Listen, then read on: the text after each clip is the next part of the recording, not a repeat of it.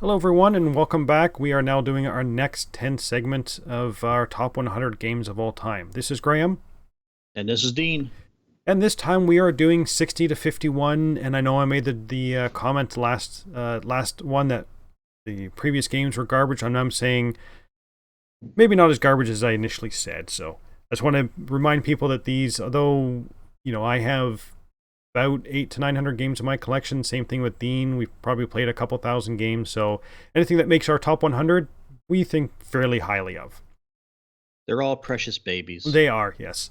And I believe Dean has all the expansions to every game he's talked about. So we shall I'm move I'm a on. multi-generational game collector. Exactly. So this time we are going to be doing our 60 through 51. So as usual, Dean's going to start. So we'll get his out of the way first, then we'll come to the good games on my list. So Dean, why don't you start with your number 60? It's gonna be one of those, huh? All right. My number 60 is just a cute little tiny game. It's a little tiny epic game. It's Tiny Epic Galaxies. Tiny Epic Galaxies is it's one of those small footprint games, but it's one where you are trying to expand your galactic empire by collecting or colonizing different planets. It's a dice rolling area majority game where you do have some variable powers that you can accumulate during the game, giving you some special abilities. You're able to increase your number of ships that you can have during the game, which is going to increase the number of dice that you're going to be able to roll during the game. But you're going to do this by increasing your energy and increasing your culture points. You have a little player board that's got a couple of tracks going up the right side, which as you move the marker up for the culture, I think it is, it's going to unlock more ships, more dice. And then you've got your energy uh, part on the left hand side, where the more energy you accumulate, the more stuff that you're going to be able to do. And then, of course, each die is going to have different symbols on them. There's the rocket ship or the energy icon. There's the culture icon, and then there's the one that's kind of looks like a stock market symbol or whatever as well. With this game, like I said, it's area majority, but it's gonna play fast. This is not a 4X game. This is not. I said you're expanding your galactic empire. You are, but it's definitely not a 4X. It is a very simple, very light game where you are seeking area majority on the cards to be able to take that planet into your control, or you can use the planet for the resources that it has. I think it's a first person to 21 points is going to win the game. But it is the interesting thing about this game. This is one where you have to announce how many points you have at the beginning of your turn to let people know I have 18 points. It's a little a little annoying at times, but that's just kind of how you do it because there is no real score track out there because your points can fluctuate on this game as well. So that is Tiny Epic Galaxies.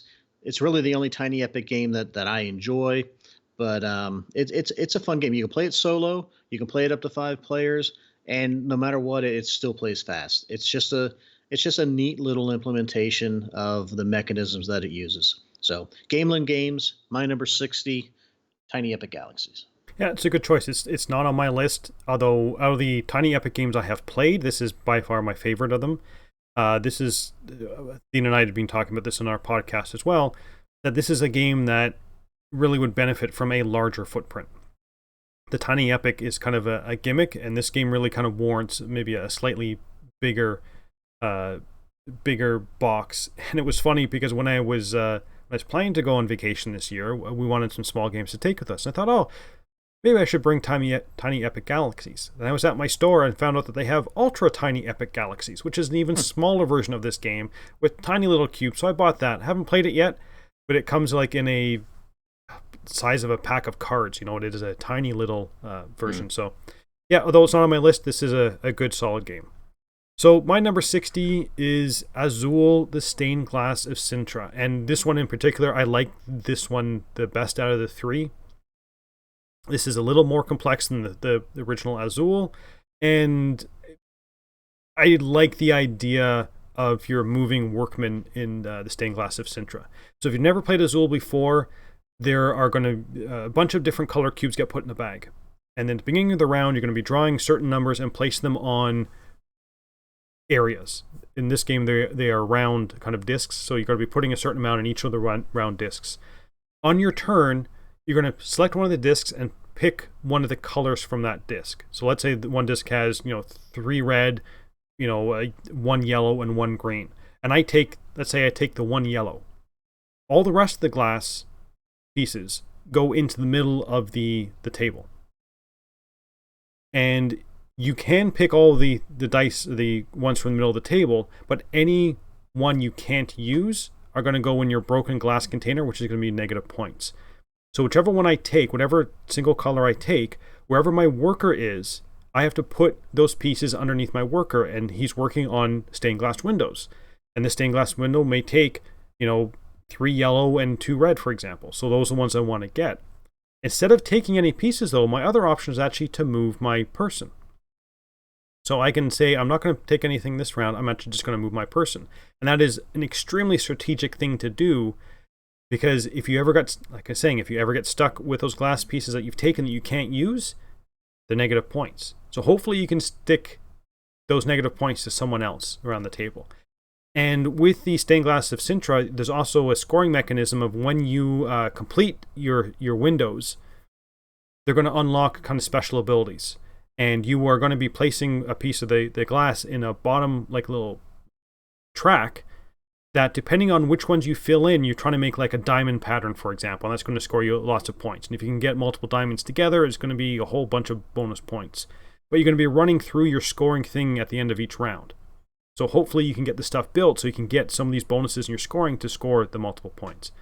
Like I said, there's a little more going on than the original Azul, but the same idea of picking one dish and taking one color out of that and kind of pushing the rest of the other ones is a fantastic mechanism that all 3 of those Azuls use.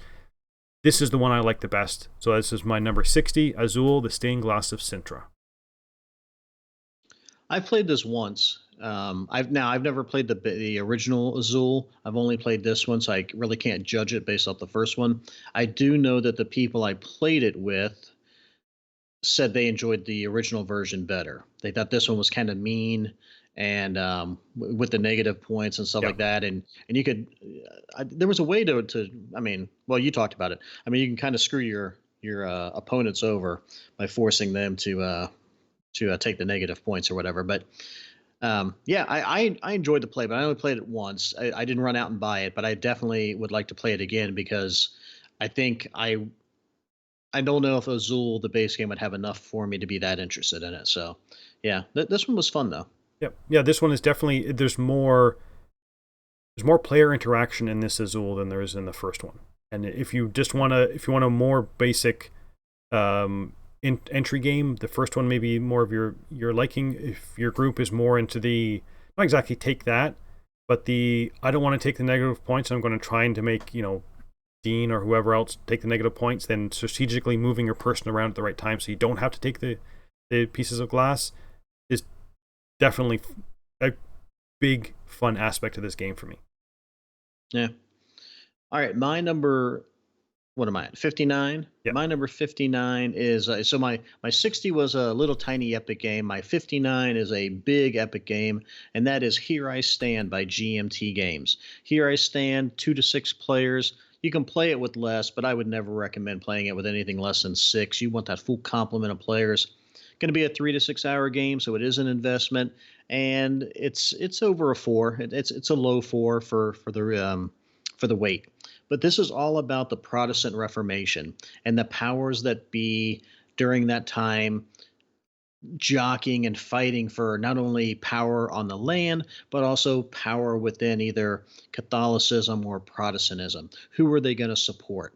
So you have 4 players that are going to play countries of England, France, the Habsburg Empire, or the Ottomans. And then you have 2 that are playing either the Pope or the Protestants. And what they do is going to be vastly different. Some of them are going to focus on gathering land, gathering power. Some of them are going to focus on religious aspects of the game. But it all centers around the card-driven mechanism, those dual-use cards that Graeme loves, that I love. And not only that, but it's got some negotiations, got some diplomacy in it. You are making deals with each other during this game, and sometimes they're long lasting, sometimes they're not. Historically, it may have been one thing, maybe in the game it's slightly different. Now you can't go totally off the rails because the victory points that are assigned to your faction are printed on your basically on your player board, and they are going to kind of guide you as to how you should sort of play the game. So you can't just do whatever you want. But there's definitely negotiation, diplomacy in this game. So that may not be your thing. You know you may not want to play the game.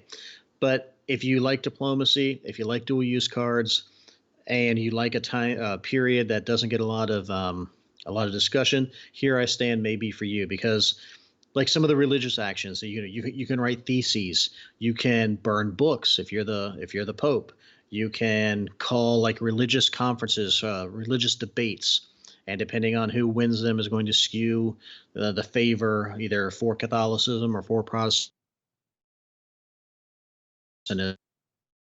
Just it's such a cool game. It really is. It's one that, if I played it once a year, I'd probably be pretty happy. And I think we do have an upcoming game of this that's going to take place. So I'm excited about that. But it's a time investment. It's a rules investment. It is not for the faint of heart. But if you're at all interested in an epic style game, dual use cards, then you definitely Here I Stand is one of the premier GMT titles that people have a lot of reverence for. So check it out. GMT, Here I Stand. Yeah, I know you've talked about this one a fair bit when we talk about definitely longer games, and you're right about the being scared of the game because, as you said, it's best with the full player count, and what's it, 4 to 6 hours, something like that. Yeah, depending. That's a big time investment. That to get that from all 6 players to make this a truly epic game would be. I could see how this would be fantastic. I'm just not sure whether that would ever happen to me and my group. Right. But it's just one. This is one I do want to try. I would like someone to explain the rules to me, and I'll take it from there. So, I mean, if we ever get, if you can get 4 other people to play, I mean, this is one that I would be definitely willing to try. All right. We'll make it happen sometime before you're dead. Yeah. Or I'm dead. I'll probably die before you. So my number 59 is a game called The Voyages of Marco Polo by Z-Man Games. This is the original one. There's an expansion. There's an expansion to this, and there's a sequel to it now. I like the original one. It's a dice rolling game where you take on one of the personas from this time period. You could be Marco Polo. You can be his uncle or his brother or something like that, or different other characters. And you are trying to start in one area, in Venice, I believe, and you are spreading out and trying to go to different areas across the board. So you end up in Beijing, I believe it is. I forget where it is in China you end up. Somewhere. On the way, you're going to be dropping off trading houses, which are going to give you bonuses every round. They're going to be giving you points, and you're going to be starting the game with scoring cards. And the scoring card says you want to have trading houses in A and B, and you're going to score this many points. On your turn, you're going to be rolling dice, and it's a dice placement game that works slightly different from, let's say, Kingsburg. Some of the actions you can take, it's only the person that puts their dice there. Other times, you have to put dice there that beat the previous person. But the higher dice you use, the more expensive it is to use them. So that's one aspect I like of the game. The other aspect the reason why this is on my top 100 games is because of the player abilities. Every person's player ability, you think, that's broken. That should not be in this game. For example, the one I like playing the best is I can set my dice to whatever I want. If I want all sixes. Why would you like that? I can make all my dice 6s. But again, I have to pay for them. So maybe I don't want to put them all 6s. There's people that every round you get resources, and resources can be hard to come by. So, that's broken too. There's no way you should be getting resources every round. There's people that, can have 2 people on the board, so you're traveling in 2 different directions. So it means making your destination cards much easier to get to, and you're going to be able to get out your trading posts quicker to get more, you're going to be getting more stuff every round. That's broken. But you're always looking at everybody else as saying, yours is so much powerful than mine. And that person's probably looking at your power saying, your power is so much powerful than mine. I love that in Marco Polo.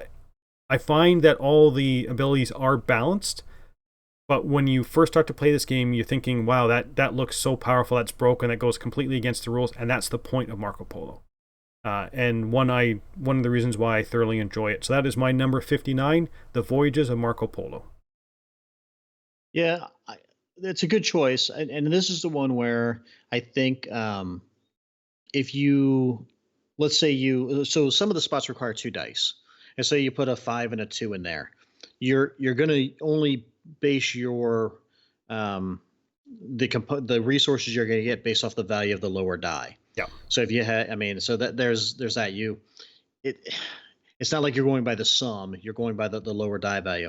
There's also the one where you can take the same spot, but again, don't you have to pay you pay the cost of the lower die that you're putting in, Yeah. or something like that. You have to pay that in gold. So it doesn't block you out, but it certainly makes you. I mean, if you roll all high dice, then it could be a very expensive turn for you if you want to go to other places that other people have already been. But yeah, I enjoy the game. I think that's a good choice. All right, my number. Where am I at here? My number 58 is it's a card game. It's a trick taking game. It is I guess you could play it teams if you wanted, but it's not a team game, and that is Diamonds by Stronghold Games. Plays 2 to 6 players. I think I've only ever played it 3 or 4 players. I don't think I've ever played a 2 player, and I know I haven't played it above that, but it's going to play in about 30 minutes, and it's a pretty, well, let's say it's straightforward. It's a typical trick-taking game, and when you're trying to win the trick. Whoever leads out with the suit, you need to follow that suit if you can. So that is the typical trick-taking aspect of the game. However, what's interesting about this game is that each suit has a special action that it can do. So in this game, you're trying to amass a fortune of diamonds, and you're going to have a little player screen in front of you that is going to allow you to put diamonds into the vault if they're behind the screen, or if they're in front of the vault. I guess they're technically they're in your showroom. And if they're behind your screen, they're worth 2 points at the end of the game, but they're in front of your screen and your showroom, they're worth 1 point. How do you get these diamonds? Well, it's going to depend upon the card play. Because like I said, each suit has a specific or a special action. So as you're playing the game, if I lead out and I throw clubs out, and then everybody, like Graeme follows suit, Lella follows suit, Amy can't follow suit, so she plays off suit. I win the trick because I played the highest one, supposedly. And Amy obviously doesn't win the trick because she throws off suit. If you play off suit in this game, you get to immediately do your special action of the suit that you played. If you win the trick, you get to do the action of the trick that you played. So you either want to be winning the trick or you want to be throwing off suit if you can. But remember, you do have to follow suit if you do have the cards. So you can't just do it to get the special ability. But it's not a killer if you don't have suit.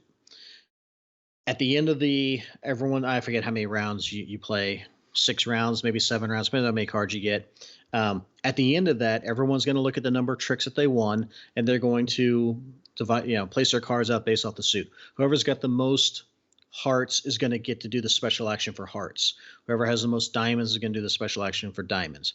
And again, some of these are going to be take a diamond from the pool on the board and put it directly into your vault. Take a diamond from the pool on the board and put it in front of your vault. One of them is going to be take a diamond from in front of someone else's vault and put it into put it in front of your vault, or put it into your vault, one or the other. And then you can take one from in front of your screen and put it into your vault behind it. So there's only 4 actions, but they all do something different. And it's so much fun when you get to steal diamonds from people. But you're also trying to remember as the game goes on, how many diamonds has Graeme put into that vault? I swear he's put a ton in there. And there's always the accusations like, oh no, Graeme has way more than I do. I don't have hardly anything in my vault. So it's a fun trick-taking game, special powers, plays fast, always enjoy it, and there's always a little bit of trash talking in it as well. So that is Diamonds by Stronghold Games. Yeah, this is a good pick. Again, I don't believe I have any trick-taking games on my list. They, Oh, that's not right. I know, I like trick taking games, but they never seem to kind of trickle up to my top 100 games of all time. I always enjoy them. Like, I really enjoyed Diamonds all the times I've played it. I really like that whole special ability mechanism, but it's just, I don't know, they just never make the cut for me as much as I enjoy them. It's kind of odd. So my number 58 is a game that I know Dean has not played because it is a 2020 game. This is one called the Grand Trunk Journey. This is from Spielworks. At the time of recording, I don't believe it has a North American distribution yet. I got this one as an import. And it's a English / German game, so you got rules in both languages. But it is a logistics game. I had talked about Rhine River Trade before, of how much I enjoy logistics games. This is another logistics game as well. Pickup, delivery, logistics. So your train is in a location on the board, and at this stage actually takes place in the northeast of Canada and the U.S. So you get some, station in Quebec and Boston and Niagara Falls, things like that. And your physical train is on the board, let's say in Niagara, which means that the cards that are in front of me, which represent my train, will be a card that has the destination on it, or the current location, a card that represents how strong my train is, basically how many carts it can hold, and then the carts. And on your turn, you only have two options. You're either moving your train, or you're passing and drawing new cards. So if you want to move a train, you have to play a new destination card. And all the cards in your hand are going to have destinations or abilities. Or there could be destinations and different types of coal cards. Cargo cards, I should say. So I have to move from Niagara. So I'm going to play a card. Let's say I'm going to go to New London. So I play my New London card, but that is 3 stops away. This game doesn't have money. It doesn't have requirements. You pay for everything in time. So if I want to move someplace that's 3 stops away, I have to move my timer 3 days. When I get there, I could deliver goods. And every city will say this is the good it wants, and these are the 1 or 2 goods that it produces. The problem is your cargo cards can only hold one type of good. So if I take coal from Niagara to New London, let's say, wants coal. So I drop off my coal, and it stays in front of me. I don't get any money for it. I don't get points for it. I just say I've delivered a coal. If New London produces steel and my cargo thing can't hold steel, I have to get rid of it.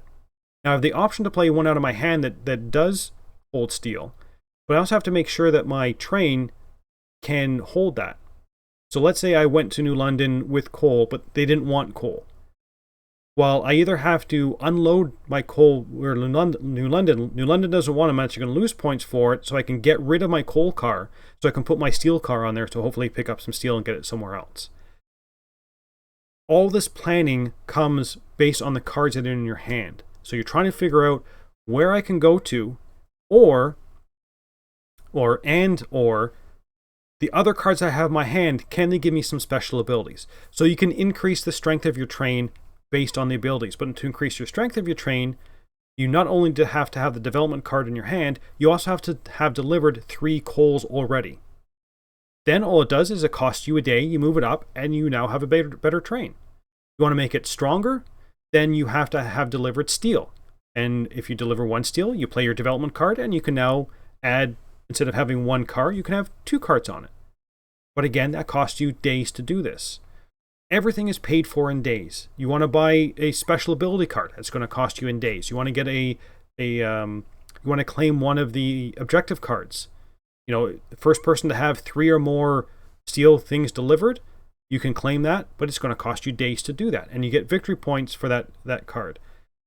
As soon as someone reaches 36 days, the game is over. But one of the other really neat aspects of this game is for your development card, you can play it to say, I'm going to open up new territories. Because at the start of the game, you're limited to the 4 cities that are kind of the starting cities. You're going to say, I'm going to open up Boston. Because my Boston card is going to give me not only the ability to travel to Boston, but it could give me different abilities on that card. But Dean's Boston card Because as soon as Boston open, everybody will take their Boston cards out of their cards they set aside at the beginning. Could be different from mine. So mine could be another development card, which gives me the ability to transfer goods between two adjacent stations. Well, Dean's Boston card just may be a new cargo card. So you have a little play area that says this is what all your cards are that you have in your hand and that are off to the sideboard. So you're trying to open up the different areas so you can do a little bit of deck building to get the cards that you want back into your deck. It's a whole lot of fun. It is a very thinky game of trying to figure out how you get what you want to get to where you need to get it to so you can deliver it. So hopefully you can get 3 coal or steel or whatever else to upgrade your trains, but everything costs days. And there are certain things on the day track that says if you deliver wood to Niagara within this 3-day period, you're going to get a bonus. So trying to all plan it out to say, well, it's going to take me 2 days to go pick up the wood and 3 days to get to Niagara. That's going to put me past the Niagara date. So can I play a card in my hand that allows me to reduce my my train trips by 1 for this round? Oh yes, then I can do it. Then I can get to Niagara and deliver it just the last day from that. Some of those are literally, you have a 1-day time period, so you have to plan it perfectly so you arrive with that good at that spot so you can deliver it on your turn. So this one, although it's new, I played it several times now. I'm loving every single play I do of this, so this is why it kind of jumped up this high on my list, even though it's only been out for, I want to say, 2 months. Played it a bunch in the last 2 months. Absolutely love this game. But again, it's going to be, you have to like the logistics of this. If that doesn't sound interesting, give this one a skip, because that's all this is. So this is my number 58, The Grand Trunk Journey. You're so cold to the new. Yeah, I mean, you've talked about this game quite a bit, so I look forward to trying it. Do you is it heavier or lighter than Rhine River Trader or Rhine River Trade? It's could be even a little bit lighter than Rhine River Trade, because there really is. You're either passing, which allows you to discard cards and redraw, which costs you a day, or you're moving your train. That's it. That's your only options you have on your turn. The special abilities, yes, like playing the development cards to open up other stuff, but the basics of replace your destination, move your train, drop off goods, pick up goods, that's it. That's the basics of it.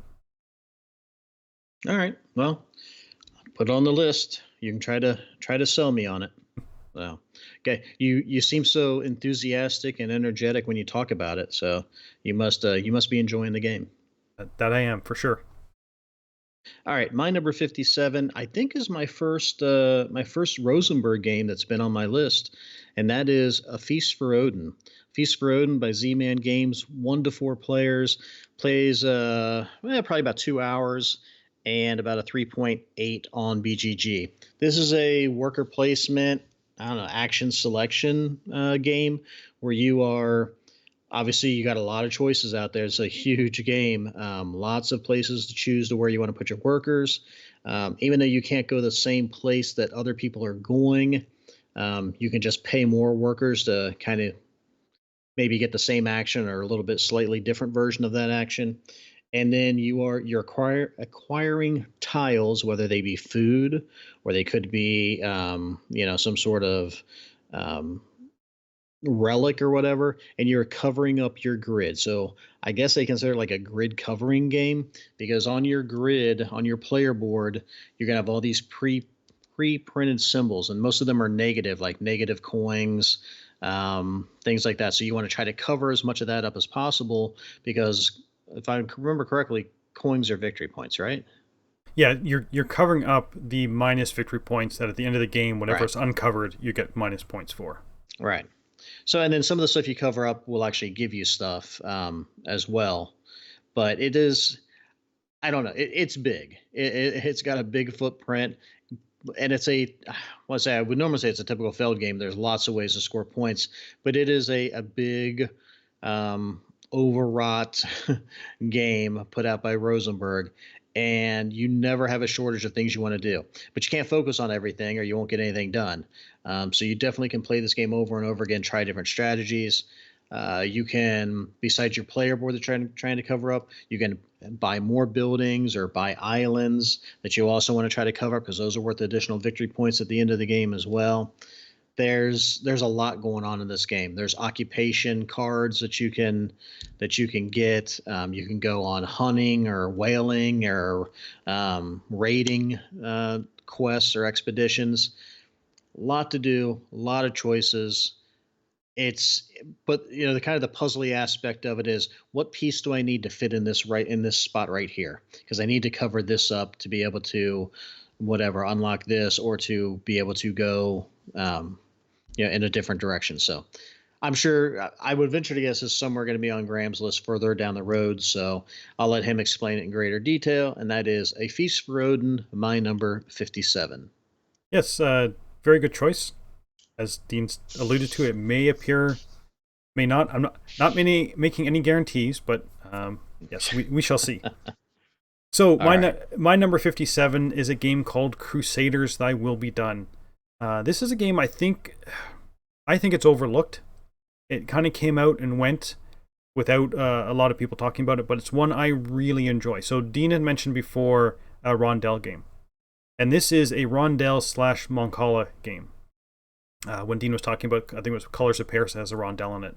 So Crusaders: Thy Will Be Done is you start in cities and you are exploring a map, trying to conquer the different cities on it to get points. But the reason why I love this game is you have a rondel, and it's a personal rondel that's made up of your tiles. And you can do some variable setup to allow these tiles to be in different positions on your rondel. But then on your turn, you're going to do the Moncala process, which is taking all the markers off of one of the rondel things and dropping one off as you go around the board. And whichever one you put your last one on is the action you get to take. And how many pieces you have on there is the strength of that action you're going to be doing.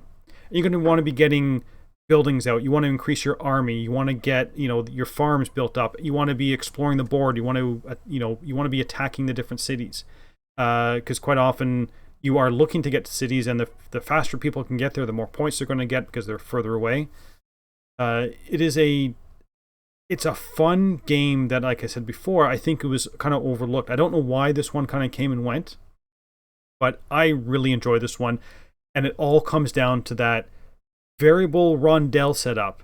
And then with the Moncala, because a normal rondel, you move as far as you want in a circular pattern. Well, this combines that with the Moncala. So you're saying, I want to take this action, but maybe I don't have the right number of markers on my board. So where do I need to drop them off so that I can make that action stronger? Because you don't want to be taking action if it's, for one piece, it's probably not worth it. So if you can calculate it all out, so you end up there with a few number of pieces in a couple of turns, then that's definitely going to be beneficial for you. So that whole mechanism I love. The rest of the game is fine. It's typical Euro, getting resources, getting buildings, exploring, whatever else. But that main mechanism is the reason why it's this high on my list. This is my number 57, Crusaders: Thy Will Be Done. Yeah, this is one that I'm surprised is on your list, let alone in the mid-range there, because I know you've talked about it, but I always got the impression you were kind of, I don't know, hot and cold on it. I bought a copy thinking, okay, this is going to be a great game. And then like I said, I know you'd played it, you talked about it, but then when I would talk to you about it, you're I don't know. You're like, yeah, I mean, it's fine. It's good or whatever. But, when I should tell you that when I did my pre-list last year, after I'd first played this game was actually much higher in my top 100 games. It was closer to number 1. Really? Yeah. Okay. Well, I mean, it's dropped into the lower 50, so I guess it's crap. Yeah, it's below 50, so don't waste your time. Okay. I'm going to sell my copy then. All right, my number 56 is a game that Graeme already talked about earlier, and this is a game that I have a love-hate relationship. So Graham's probably wondering why it's this high on my list, because he didn't even think I even liked the game. But that is Heaven and Ale. Heaven and Ale is a game that, again, I am horrible at. I want to play the game, but I am so infuriated by the time I'm done playing it because I do so poorly at it. But that, I think, is what drives me back to playing this game or wanting to play it more. This is a game about brewing beer. You're a monk. You're making beer. You're trying to sell the beer, or at least you're trying to increase the skill level of your brewmaster. And you have your player board. You have the light side, the shaded side. You're planning resources on the one side. You're planning resources to sell to get money on the other side. And depending on which side you put the tiles on, it's either going to cost you the value of what is on the tile, or it's going to cost you double the value of what's on the tile. So it's that give and take of, well, I really need to increase my levels of my different resources to move them up because that's going to be based off what your scoring at the end is on. But I also need to increase my brewmaster. But I need money to be able to do almost anything in here. And then you've got your monks, and you can collect different monks, which will give you different special abilities when you go to score them. They'll score the resources around them. Uh, but really, for me, the one of the most interesting aspects of this game, besides all of that, is the player. I say the resource track, because this is a resource track that's it's a one way movement on this track, kind of like Francis Drake. You can go as far as you want, but you can never go back. And if you skip stuff, you just skip stuff and leave it for other players. But you may need to make sure that I need this right here, so I have got to get up here and get this for anyone else. Because as sure as you think no one wants what you want, they almost invariably do. I don't necessarily think there's a lot of people that are stealing stuff to spite you, but everyone needs the same stuff. That's just how the game is designed. It is a lot of fun, but for me, it's very frustrating. But I really do enjoy this game, and I'm sure, like I said, I'm sure Graham's kind of surprised that it's where it's at. But Heaven and Ale, my number 56. Yeah, this one surprised me on your list. I remember the first time you played this, the amount of tears and you throwing your stuff at the end of the game and literally just walking off. I think if the table was any lighter, you would have flipped it. I mean, it was not a nice sight, and I thought there's no way he's ever going to want to play this. Then you came back, your eyes were all red, sniffling. You're like, okay, maybe I want to play this again later. So I was surprised this made your list. Well, it was springtime, so the allergies were probably kicking up. Okay, so my number 56 is one that's a mid to heavyweight economy game, Euro game. This is called Clans of Caledonia. This is a game from Karma Games that this is one of their first games that they put out, and it was a good, solid, thinky game about Scottish farms in Scotland. Everybody is a clan, and the board is a kind of a variable makeup. So at the beginning of the game, you kind of set up the board, and each time you do it, you can be the boards are made up of little puzzle pieces, and how you put them together will change the board state. On your turn, you're going to be doing one of 8 actions. And each clan has a special ability. I know, Dean, I believe when we played, or one of the times we played, you were like the milk people, so you could produce extra milk each round. No, so you were the guy that did extra trades at the market. Yeah. I was able to manipulate that commodity market. Yeah. So there's commodity market of all this different stuff you produce. Like you're going to be producing milk and wheat, and I think there's a whiskey track. And the market's going to go up and down based on how much you buy or sell. You're going to be putting more buildings out onto your board to get or to do the different resources that you're trying to produce. And then each round you're going to be producing stuff and then hopefully selling it. And like I said, each person has a unique ability, which is fun. I always like that when it kind of doesn't exactly dictate how you should play, but it kind of gives you if I'm the milkmaid, or I'm the, forget what your top hat guy was, but the ability to manipulate the market or do extra trades or get a little money, then you want to kind of say, okay, this game I'm going to play it slightly this way. But like that, each time you play with a different clan, you're going to change up how you're approaching the game. Like I said, this is a good, solid, heavier Euro game, but one I thoroughly enjoyed in all my plays of it. That is Clans of Caledonia, my number 56. Yeah, clans, man, that player board, or that the central board, man, that is so tight. I Yeah. mean, it looks like there's plenty of space, but you are in each other's faces early, And because everyone's kind of you're going for the same stuff depending on what you're doing, but there's only so much land out there. But yeah, that's a good choice.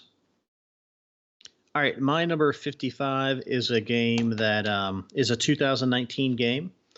I have played it solo, I have played it multiplayer, and I've enjoyed it either way, and that is Marvel Champions by Fantasy Flight Games. Marvel Champions is a living card game. It's put up by FFG, and it is exactly what it says. Is you're playing a Marvel superhero. You're playing a specific Marvel superhero. You're only playing one, so maybe you're Captain America, maybe you're Thor, whatever, and you are going up against a villain. There's very little deck construction in this, but you can construct your deck. But it's definitely not a deck building game. Your deck is set when you get the game. You're not adding new cards into it. You are just simply doing a hand management of trying to get the cards out that you want and activate them. And each superhero is going to play slightly different. If you're Iron Man, you've got more cards where you're trying to get his suit of armor onto him, so then he really ramps up his attack value. Each character is going to have a kind of their starting cards. They're going to take another little set of cards that's kind of their aspects. So it could be more offensive, it could be more defensive. And there's like 5 or 6 different aspects that you can play. And you're not limited to playing them how they tell you to in the book. You can put them with any of the superheroes, but they may suit a particular character more thematically if you play them the way the book tells you to. But you're going up, you're going up against a villain, and the villain is going to have their deck, and then there's going to be a plot or a scheme that they're going to try to pull off, and your job is to either knock the villain out or stop the scheme. If you don't stop the scheme, everybody loses. If you get knocked out of the game, if all your health goes down, you are eliminated. So it is a co-op game. You're trying to win as a superhero team to take out whoever the villain is, whoever the big baddie is. One of the interesting things about this game is that you can choose to either be in the superhero form, where you can do a lot of attacking and defending, or you can go into your secret identity form, which will allow you to heal. The benefit is you heal and you cannot be attacked in your secret identity. But at the same time, since you cannot be attacked, the villain is going to focus on completing their scheme. And that can ramp up pretty fast. And it can have some major detriments to you because there are things that will limit you to do. But if they ever complete the scheme, you automatically lose. So there's always that balance. It's very hard when you're playing a solo game. Because then if you go into secret identity, there's not another superhero out there that's going to, kind of distract them and be able to take some blows and to keep forging onward. So I like the game. I enjoy it. I've enjoyed it. I think it's a good implementation. Sometimes it can get just a little mathy. I need this many, I need to generate this much energy, for lack of a better term, to be able to get this card into play. So there are times it's not as bad as Sentinels of the Multiverse, but there are times it is a typical math calculation. It doesn't have the story arc of, say, an Arkham Horror, but if you like superheroes and you like being able to play one superhero, this would probably be a pretty good game for you. I've known people that aren't big into superheroes that have enjoyed it, and people that like superheroes who absolutely love it. So that is Marvel Champions by Fantasy Flight Games, my number 55. Yeah, this one holds very little appeal for me. I'm not a big superhero fan. I didn't like Sentinels of the Multiverse. Right. When you said that there was little story, it's one of the reasons why if I'm going to play a living card game, I'm going to play Arkham, because I did like that. I like the mechanism, and I like the storytelling that was in Arkham. And when he said there was little to no story in Marvel Champions, it's like, well, then that's even less appeal to me. All right. I know a lot of people like it. It's just not one that's not up my alley. So my number 55 is our first crossover within the same 10. So I believe your 57 was Feast of Odin. My 55 is Feast of Odin. Well, there you go. I mean, Dean already talked about it. About there are when Dean said there was a lot of options you can take. I believe there's 60. I want to say 62, 61 options you can take on your turn of all the different things you can do.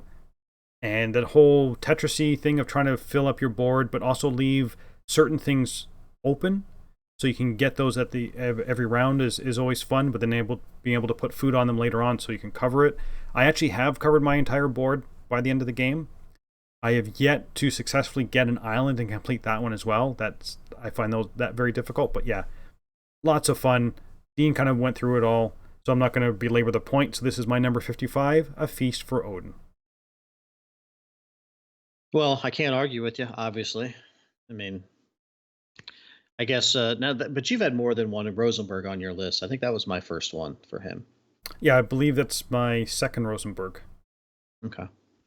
All right, my number 54 is a game that's put out by, I think it's Mayfair or Lookout, and that is, I think it's my first Alexander Pfister game, and that is Isle of Skye from Chieftain to King. And I know there's a co-designer on there with Alexander Pfister, and I apologize to whomever it is, but he generally gets credit for the design.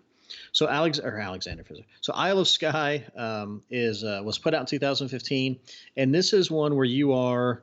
Graeme talked about clans of Caledonia. You're trying to, improve your clan. You're trying to improve your clan in this game as well. Trying to increase its wealth and territory, sheep and whiskey and everything else. But it really comes down to tile placement. Tile placement in this game, it looks very Carcassonne-ish, but it plays vastly different than Carcassonne. In this one, you are placing tiles out. You don't. I mean, you can connect rows, but you have to connect the geographic, basically the geographic style that's on the board. So if you have mountains on one side, you got to connect it with mountains on the tile next to it. If you can ever fully enclose tiles, you score better, and that's pretty straightforward. The crux of this game, where this game really comes down to, as far as not only the enjoyment but also winning or losing, is the aspect of selling or buying tiles. Each player is going to have a player screen, and behind that player screen, you're going to get 3 tiles every round. You're going to choose 1 tile to discard, and then the other 2 tiles you're going to put money next to. And let's say you put $2 on one and you put $3 on the other. You're then going to reveal them. Other players are going to have the option of buying one of the tiles off of you. So if they choose to buy one of them, they're going to pay you whatever dollar amount you put behind it. All right, if you put 2, they have to pay you 2. So you take their 2 coins, you take your 2 coins back, and you sell them the tile. If nobody wants your tiles, maybe you've priced them too high, maybe they're just not tiles anyone wants. You have to buy that tile for whatever price you put down there. So there's this give and take of, I want to price this so someone buys it, but if they don't buy it, I'm not going to be heartbroken because I really kind of want it. But if I want it and they want it, maybe I need to price it higher. But if it doesn't sell, I have to pay that price. So there's this constant just thinking of what you want to do. And then you may say, okay, well, I really like this tile. I hope I get it. Someone else reveals their tile, and it's like, oh my God, I definitely need that one. But it's how much? I can't afford it, because money might be a little tight. It's such a cool aspect of this game. It's my favorite aspect of the game. The scoring in the game is generally, there's 4 scoring tiles that are out there. You're going to score. You're going to score each round, but that's going to determine which scoring tiles you're going to do. So the first round it might be score A and C. Next round it might be B and D. Next round it might be A and B. So you know what's going to score beforehand, but they're only going to score a certain amount of times each game, and they're going to score in a specific order. But I don't know. To me, like I said, it's the whole buying and selling of the tiles is what makes this game fun for me. That is Isle of Skye from Chieftain to King by Lookout Games. Yeah, a good choice again. I know this is the first of many Pfisters that are going to be on your list. But I don't know about that. That whole buying and selling of the tiles is fantastic. And this one, the Spiel des Jahres, the year that it came out, because that mechanism is lots of fun. I mean, Castles of Mad King Ludwig also have the same idea when you're pricing the tiles and people don't buy it, you have to buy it. But this one is done really well, really cleanly, and it's just a lot of fun. So it's a good choice. So my number 54 is a game that I believe will probably be on Dean's list higher. Maybe, maybe not. I think it will be. This is a game called Village. This is by the Brands, who also did the Exit games, and it is a worker placement game where you are telling almost the life story of your meeples. Worker placement game, you're going to have different areas you can go to. There's places to get resources or to get turn those resources into something better. There's a little market that you can go and sell to the different vendors. They want different things.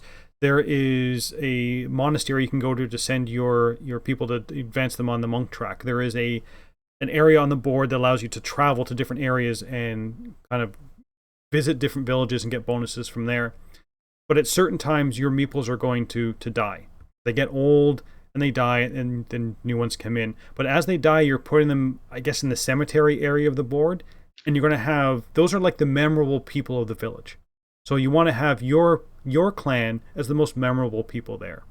I really like that aspect, that you're kind of telling the story of, it's not a thematic, deep thematic game where you're going to be regaling the stories of, old man Jensen who went off and traveled and died. But the idea that you have workers that are working for you, and they will eventually pass away and be put in the cemetery, and deeds will be told about them. And of course, once the cemetery is full, no one cares about those dead people, and you chuck them into the river or something. But it's a really good, fun, solid worker placement game. The only downside, I think, of this game, there's 2 expansions for it. The base game does get kind of repetitive after a while, as much as I enjoy the game. But with the expansions, with ports and the other one is inns, yes. Inns, yeah. They add more places to go to, larger. The destination track becomes larger and kind of more important. But yeah, this is a game where you tend to pick on 1 or 2 areas you want to focus on, and then really kind of work your meeples to do there. But you always have to be careful that the workers that will die kind of decrease the number of workers that you have overall. So this is my number 54. That's Village. Yeah, I enjoyed playing that game. I do have both expansions for it, but I've never used them, so we'll have to try that. See if it changes your mind, makes it fresh for you. Yep. All right, my number 53 is a crossover with one of Graham's earlier games, not from this segment, but earlier on. And that is Caverna from Lookout Games. I guess that's my second Rosenberg game then, huh? Ooh, look at that, 2 in one segment. Caverna, you're a dwarf. You're farming. You're mining. You are trying to increase your. I would say you're increasing your territory because it's fixed. You're just trying to cultivate it. You can strip the land to farm, or you can dig deeper into your cave and build rooms and everything else. Much like Feast for Odin, there's a lot of choices in this game. There's a lot of tiles you can choose from. There's a lot of different animals that you can breed and put on your farm. You can choose to go on, I don't know, expeditions, or what do they call them? Expeditions, I think, in this game. So, yeah. Where you can kind of go out and you're technically, I guess, fighting something, but it's kind of how you're going to get some bonus points or get some extra advantages in the game as well. You are going to expand your family by having more family members, but of course, like any other game, that's kind of the style. You got to feed your family. Not nearly as punishing in this game as, say, others, but it is one where you do have to keep that in mind. And at the end of the game, I think one of the things that's kind of interesting, while there's a lot of animals that you can breed and have in this game, and you're going to score points, for doing that, you're going to get negative points for, I think, each animal type that you don't have. So it kind of incentivizes you to do that. But like I said, there's a ton of stuff going on. Graeme already talked about it. I know it's not his favorite Rosenberg game. I don't know if it's mine. I haven't even looked. But it's definitely one of the Euro games, tile placement games that I've enjoyed over the years quite a bit. Back in, I'm trying to think here. So 2016, it was number 17 on my top 100. Then I went to 20, then 49, then 53, and what is it this year? It's 53. Never mind. So yeah, Caverna, the cave farmers. Yep. Not much I can say about this. Like Dean said, it was on my list already, so good choice. So my number 53 is a game that I don't know whether Dean's going to have this. I doubt he's going to put this on this list. This is one of the games that I first started to play when I got into board gaming, and this is a game called Carcassonne. It's what kind of your classic tile placement games. You draw a tile, play a tile. That's it. You have a bunch of meeples that whenever you play a tile, you can choose to put a meeple, whether it's going to be a robber on the road, whether it's going to be a knight in one of the cities. And they're all going to score differently. Then there's farmers, and farmers will feed the cities, but only at the end of the game. So you have a limited number of meeples to play. So if you make them all farmers early on, you're going to have no meeples to place later on. Whenever one of the structures is completed, so whether it's if a road finishes and ends, the robber on that will get 1 point per road segment. If it's a knight within a city, if that city is completely walled off, you're going to get 2 points per tile that's part of that city. And if there's dependents within there, you're going to get bonus points. But the one other aspect I really like about Carcassonne is the ability to have multiple people within a city. So normally, if a city already has one meeple in it, no one can add any more meeples to it. But if you build a wall on one side, and I built one that's just touching on the corners, I can put someone in that city, because it could technically end up coming to two different cities. But now if I can join the two cities, now both of us have a meeple in there. And that's the only way to get multiple meeples within the city. And that is very useful. If you see someone trying to build like a really big city, then maybe if you can just kind of add something onto the end and sneak one of your people in there, they've done all the work, but you can also get some of the points for the city. Because whoever has the most meeples in the city will get the points. But if you both only have one meeple in there, then you both will get the points for the city. It's, you know what, this is a game I hadn't played in a while, but now being in lockdown, I've been playing a lot of this online. And I just realized just what a good, fun, solid, quick game this is. This is a game I have in my collection. I only actually have the base game of my collection. B, who really likes Carcassonne, had the big box for it. But I'm happy with just the base game. And with playing online, being able to throw one or two expansions in, changes it up a bit. But this is a good, solid intro game that if you are looking for, if you're trying to introduce more people in your household to board gaming, this is one I would say to try with. This is Carcassonne, my number 53. Yeah, it won't be on my top 100 list. I've played it a few times in the physical version, and I've enjoyed it. I do have the online version. I don't know if I've played it maybe more than once or twice. I didn't know you had the online version. I didn't think you would play it online. I play it through Board Game Arena. Oh, okay. I think mine's through Steam. It's the actual app, I guess. But all right, very good. My number 52 is a game that I think would be on your, maybe higher on your list, but maybe not, because you probably don't get to play it a whole lot. But that is Twilight Struggle by GMT Games. Twilight Struggle came out in 2005. God, it's hard to believe it's already 15 years old.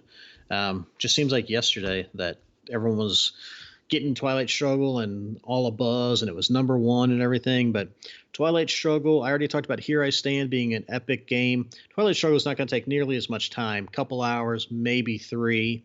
But it's all about the Cold War. It's all about jockeying for dominance during the Cold War. One player is going to play the U.S., one player is going to play the Soviets, and you're never going to come in direct conflict with each other, but you want to assert your influence throughout the world. So you're trying to gain influence in countries and in regions, and eventually hoping to dominate regions. And you are doing all this based off of the dual use card system that both of us have talked about how much we love it. In this game, you can either use the card for influence points or action points to do influence, or you can use it for the event. But the interesting thing about this is that some cards are just generic events, not necessarily benefiting one side or the other per se. Other cards are specific events for the U.S. or specific events for the Soviets. If I, as the U.S. player, get a card into my hand that is really the event is for the Soviets. If I play that card for the influence points, the Soviets get to play the event as well. You can't just play it and discard it, and so they never get it. So if it is designed to benefit your opponent, you play it for the influence, they also get the event, vice versa. There are some cards that will get discarded out of the game. They're a one-time use event. They kind of move the story ahead, if you will. But it's such a cool game. And there's been different implementations. 1989 that came out after that, again about the kind of the fall of the wall and the end of the Cold War. But it's such a cool game. I've always enjoyed it. I play it. They have the app as well. It's not as good as playing in front of somebody, but it serves in a pinch, and it does a lot of the book work for you as far as knowing which cards are going to play and automatically taking or playing the events for you. But you can support coups, you can support realignments, and there's a little bit of dice rolling in it. But for the most part, it's really about area majority, area control, and using those cards at the right time for the right thing. You can never have enough action points. You can never have enough influence. Sometimes you just got to write off an area and just give it to your opponent. But such a cool game. That is Twilight Struggle by GMT. My number 52. Yeah, no, this one is very highly thought of. So it's a good choice. So my number 52 is a game that I've had for a long time, and it really hasn't been until, again, recently that I started playing this one again, that I realized just how much I enjoy this. This is a game called Seasons. Seasons is a card/dice game, and it takes place over 4 years, made up of the 4 different seasons. On the start of a turn, whatever season you're in, you're going to be rolling dice based on the number of players. So you're going to be rolling a number of dice of the number of players plus 1. So there's always going to be a die left over. And the dice are going to have different actions on them. Draw new cards, get certain resources, increase your casting strength, or being able to what's called transmute the resources you no longer want into victory points.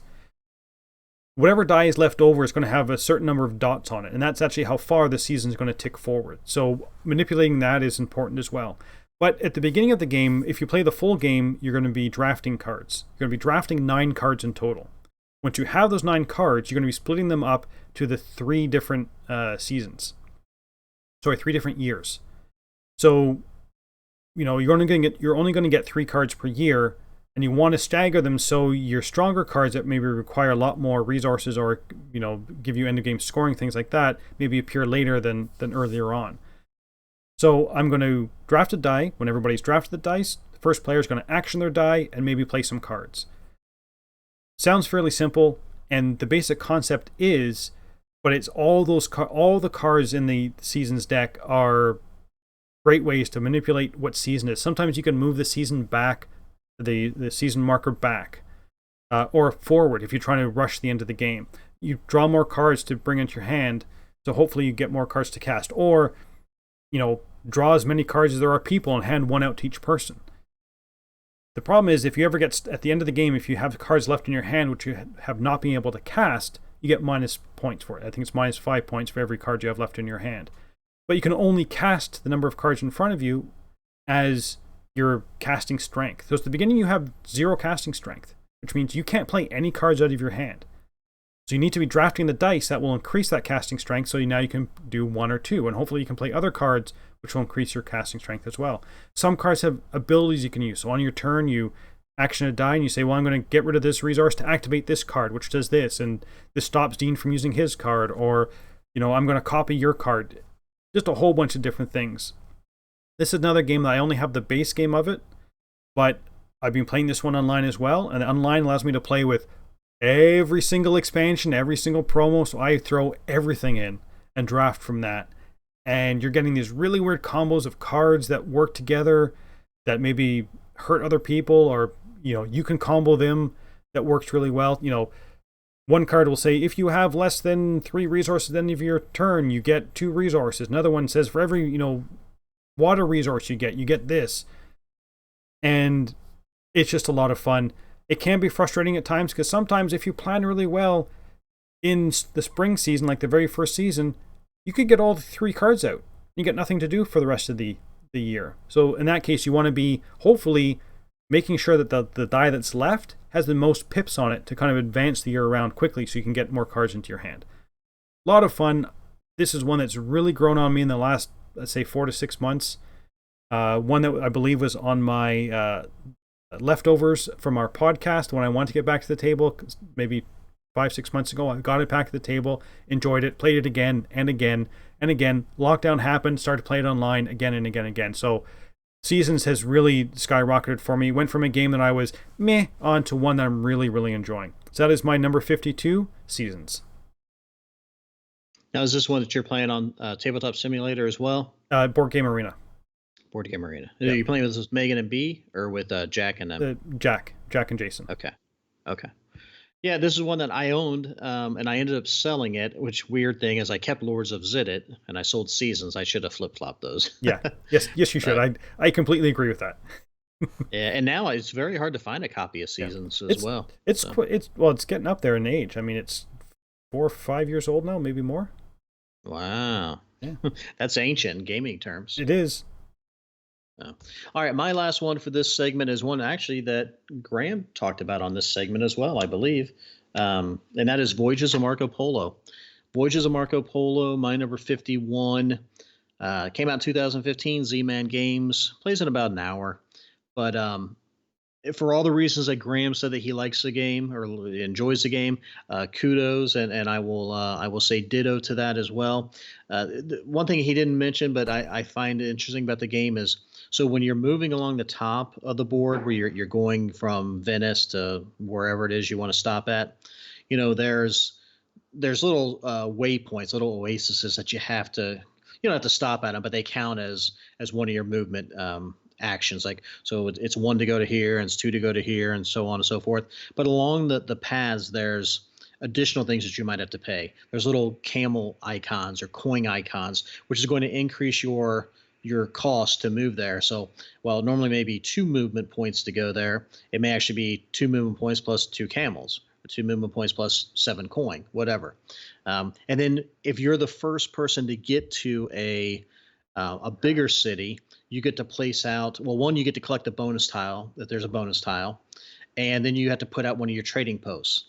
And when you put out a trading post, it then unlocks another area where you can place a die later on in the game to get another action. So there's all kinds of choices in this game. The only thing, and I've said this before, and I won't belabor the point, I think it's skewed a little heavily towards the contracts, but I do enjoy the game, even though I kind of bitch and complain about it while I'm playing it, that it's unbalanced.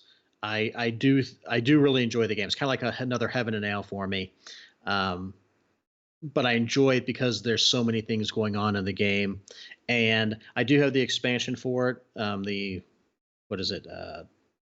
Something Venice or something? Alice? It's something of Venice. I was going to say Merchants of Venice, but something like that.